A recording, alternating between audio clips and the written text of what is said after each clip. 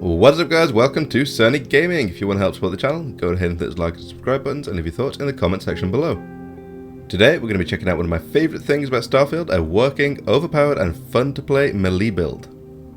Some folks will tell you that melee builds are weak in Starfield. You don't need that kind of negativity in your life. With just a little tweaking and specialisation, you can be an absolute juggernaut capable of blitzing whole squads of enemies and coming away from the fight at full health.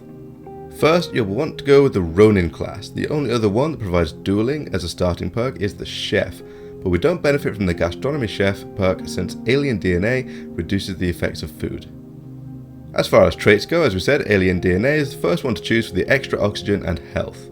You'll also want Introvert to synergize with the Isolation perk, and then the last one is a flex slot for whatever you like best.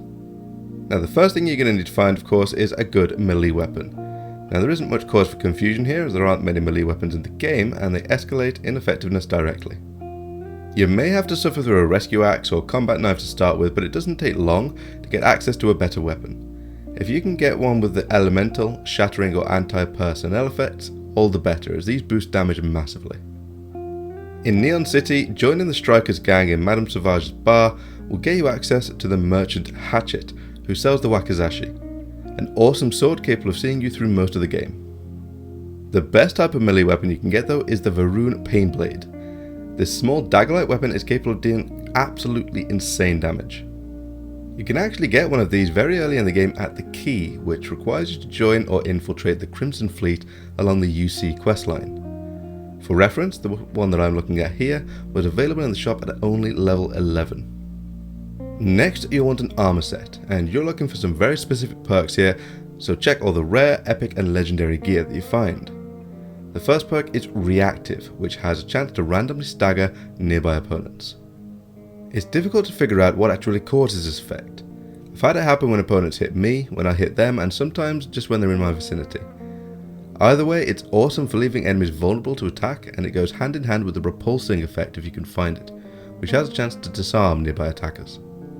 Next we want O2 filters. This one is a no-brainer because it reduces your oxygen consumption by 25%, meaning we can keep pumping out power attacks. Combine this with O2 boosted, which simply grants more oxygen. As far as defensive perks go, Combat Veteran is great since most enemies are human and this grants flat damage resistance against them. Combine this with armor plated, anti-ballistic or ablative for extra combined resistances. Finally, let's check out the skills. Now the first one that you will need is of course dueling, which will grant you a massive amount of extra damage and even some movement speed. The best part though is the fourth perk, which heals you with each kill, because who needs medkits anyway?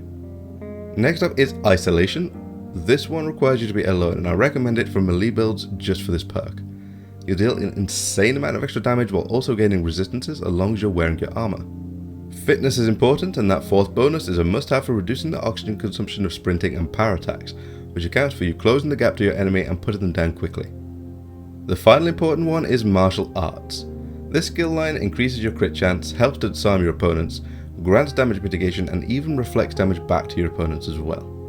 It can't hurt to get the Wellness perk as well, which will help you stay alive longer. I didn't take it and I've had absolutely no trouble staying alive through sheer brutality and damage mitigation alone. And that should be all that you need to know to build your own unstoppable juggernaut. It really is one of the most fun ways to play and I can't recommend it highly enough. Thanks very much guys. If you enjoyed the video then don't forget to hit those like and subscribe buttons and leave your thoughts in the comment section below. Take care and as always have fun.